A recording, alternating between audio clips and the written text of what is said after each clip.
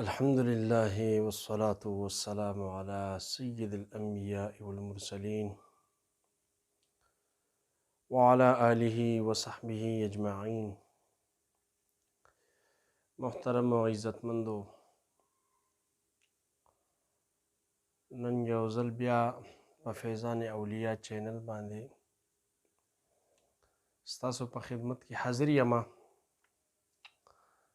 الله جل جلاله د خپل حبیب صاحب الاولاق صلی الله تعالی علیه وسلم یو عظمت شان بیان کړی دی فلقد جاءکم من الله نور و کتاب مبین سره، چې الله جل جلاله فرمایي چې په تحقیق سره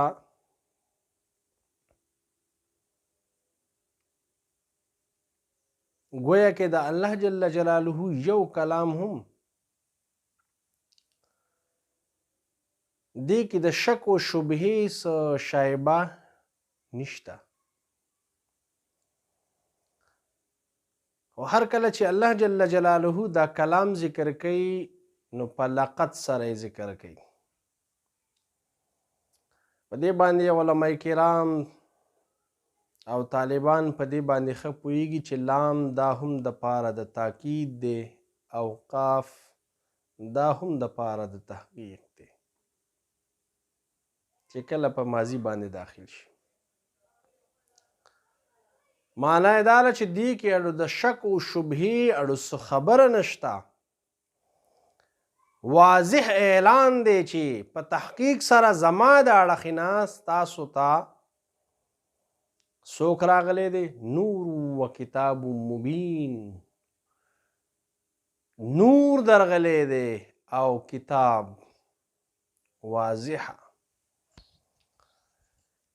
دلته کې د دې نور نه مراد اجلا مفسرین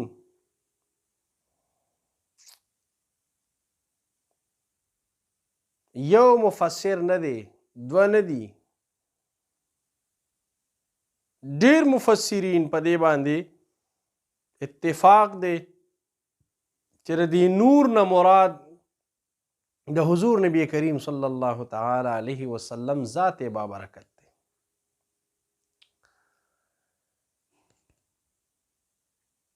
او دا خبره دا تنویر المقیاس من تفسیر ابن عباس په صفحه نمبر 22 تفسیر خازن او تفسیر مدارک په جلد نمبر 1 صفحه 441 تفسیر ابی سعود حنفی برحشی کبیر دا جلد نمبر 3 صفحه 543 تفسیر کبیر جلد نمبر 3 صفحه 556 تفسیر بیضاوی شریف 111 پاڼه باندې تفسیر جلالین په صفحه نمبر 3 باندې تفسیر روح البیان جلد نمبر 2 صفحه 22 او داسې په سوونو مفسرین په دې باندې قائل دي چې د حضور نبی کریم صلی الله تعالی علیه وسلم ذات بابرکت دا نور دی. دا د قرآن خبره ده. خبره مختصر کومه ځکه چې څوک د چا عقیده ده او څوک خپل سر دا ټیټونکی دی د حضور نبی کریم صلی الله تعالی علیه وسلم مبارک عظمت شان ته داغه د پاره یو حرف هم ډیر دی او چې څوک یې نه مني دل نه خواهد بهانه بسیار چې زړه یې نه مني نو بیا خو بهانې دي بدبختو له ډېرې دي. یو حدیث شریف صرف په دې باندې پیش کول غواړم او بیا یو تایید دی. احادیث شریف د هغې چې کوم معامله ده هغه هم ډیره لوی ده، خو مختصرا ذکر کومه چې کله حضور نبی کریم صلی الله تعالی علیه وسلم مبارک دنیا ته تشریف راوړو نو سیده آمنه رضی الله تعالی عنها مبارکه فرمایي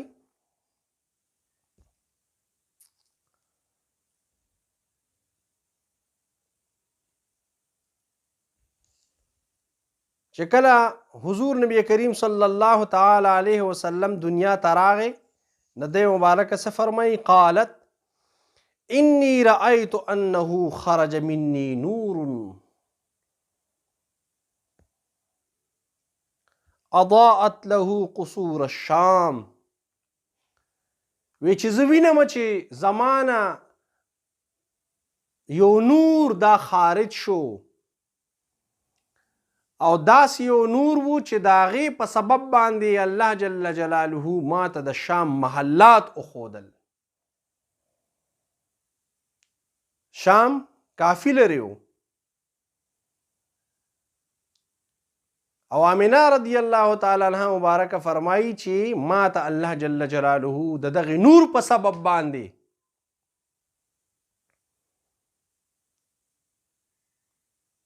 د شام هغه ټول محلات ما په خپل سترګو باندې ولیدو. وجه څه ده چې حضور نبی کریم صلی الله علیه وسلم مبارک نور دی او د اهل سنت والجماعه عقیده هغه کامل او مکمل ده. حضور نبی کریم صلی الله علیه وسلم مبارک بشر دی خلاق البشر عام بشر پشان بشر نه دی ځکه چې د حضور نبی کریم صلی الله علیه وسلم مبارک د بشریت نه څوک انکار کوي نو دا په کفر ته وځي او حضور نبی کریم صلی الله علیه وسلم مبارک نور دی. دا د اهل سنت والجماعت د جمهور عقیده ده او کم سړی چې د نورانیت نفی کوي نه تسلیموي دغه بدبخته دی دغه گمراه دی. نورانیت النبی صلی الله علیه وسلم مبارک نه منکر دا گمراه دی او د بشریت نه انکار دا سړی په دې باندې کفر ته وځي. دا واضحه عقیده ده. په دې باندې درته یو تایید پیش کوم د الابریز شریف نه. سیدنا عبدالعزیز الدباغ رحمت الله تعالی علیه چې دا د اجلی اولیاء کرامو او قطب الارشاد د خپل وخت د مبارکه ملفوظات د دوی چې کم نائب او خلیفه و سیدنا عبدالله بن مبارک سلجماسی رحمت الله تعالی علیه هغوی د دوی نه ملفوظات راجمع کړي دي. دا الابریز شریف دا د ملفوظاتو مجموعه ده.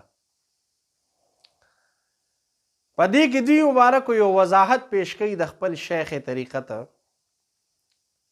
چې سیدنا عبدالعزیز دباغ رحمت الله تعالی علیه مبارک فرمایي چې ارباب کشف چې کوم د ولایت عظما خاوندان دي ویدی د حضور نبی کریم صلی الله علیه وسلم مبارک باندې چې کوم عنایات رب العزت کړي دي د هغې په مشاهدې کې دی ورغرق وي ذره برابر هم دوی د هغې نه التفات یو بل طرف ته نه ګرځوي او دا داسې عنایات دي چې د دې حمل بل څوک نشي لرلی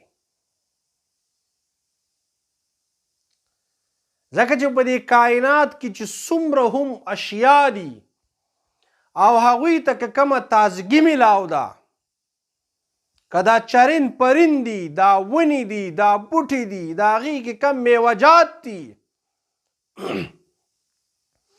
الغرض د کائنات ذره ذره د مشرق نه مغرب پورې او د مغرب نه مشرق پورې دا تمام کائنات دا د حضور نبی کریم صلی الله علیه وسلم مبارک د نورانیت نه خپله برخه اخیستې ده. گویا کہ نور محمدی صلی الله علیه وسلم دا د هر یو سیز اصل دی.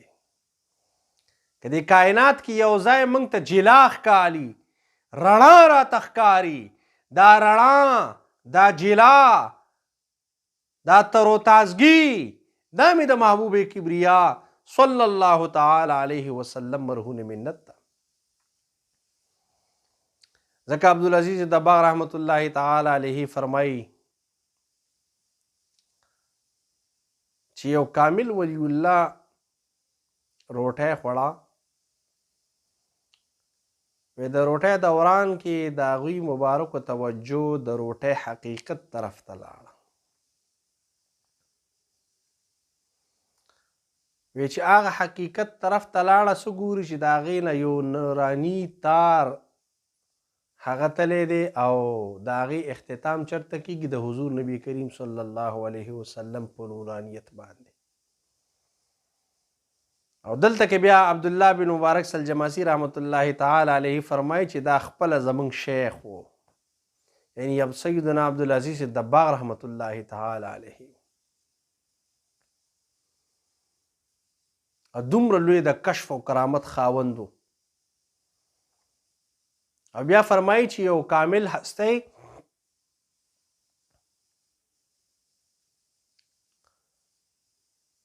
یو ځل یو سړي ته ووایي چې هغه سړی د دې قایل و چې د حضور نبی کریم صلی الله تعالی علیه وسلم د وجې نه زمونږ ایمان نه دی. یعنی حضور نبی کریم صلی الله علیه وسلم په نورانیت کې دې کې څه دخل نشته زمونږ ایمان کې. هغوی صرف راهنمایي کړی ده او د غلارې طرف ته تګ دا د الله جل جلاله د طرف نه دی.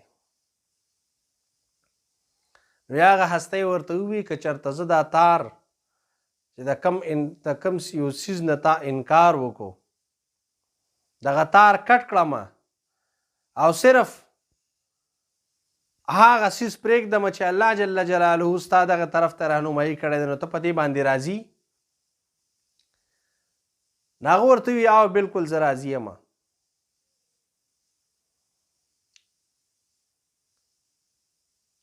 نو په دغه ساعت کې څنګه چې هغه دا خبره وکړه، د هغه نه الله جل جلاله ایمان سلب که او ناګهان ورپرېوتو، صلیب ته سجده وکړه او د کفر په مرګ باندې مړ شو. دا وجه څه ده؟ په دې زمانه کې هم دا بدبخته دا بدعقیده خلک هم د دې تأثر ورکوي چې حضور نبی کریم صلی الله علیه وسلم دا د هدایت طرف ته رهنمایي کوي. بوزي دي ورلنه. دا خبره یاد ساتئ چې زمونږ ایمان کې ایمان دی، زمونږ په مخ کې دا رڼا ده، دا مې د حضور اکرم صلی الله تعالی علیه وسلم مبارک د برکت نه ده، د هغوی مبارک د هغه نور نه ده. ځکه چې کله دا رابطه بیا کټ شوه نو بیا به دا ایمان پاتې نشي، دا جلا به جلا پاتې نشي. لکه څنګه چې ما ستاسو په حضور کې دا یو مثال پیش کړ. دا مثال سیدنا عبدالله بن مبارک سلجماسی رحمت الله تعالی علیه علی بریش شریف کې را نقل کړی دی او دا قول د سیدنا عبدالعزیز دباغ رحمت الله تعالی علیه مبارک دی. لہذا د خپلو عقیدو اصلاح وکړئ، اصلاحي خبرې منګه وکړي چې د حضور نبی کریم صلی الله علیه وسلم مبارک د نورانیت نه انکار مه کوئ. نیغه لاره هم دا ده چې کومې حوالې ما ستاسو په وړاندې پیش کړي، د دې نه په سوونو حوالې الحمدلله موږ سره موجود دي. عقلمند را اشاره کافی است، عقلمند دپاره اشاره کافی ده. الله جل جلاله د حضور نبی کریم صلی الله تعالی علیه وسلم د نورانی مخ مبارک په طفیل زمونږ او ستاسو بخښنه نصیب کړي. واخر دعوانا الحمدلله رب العالمین.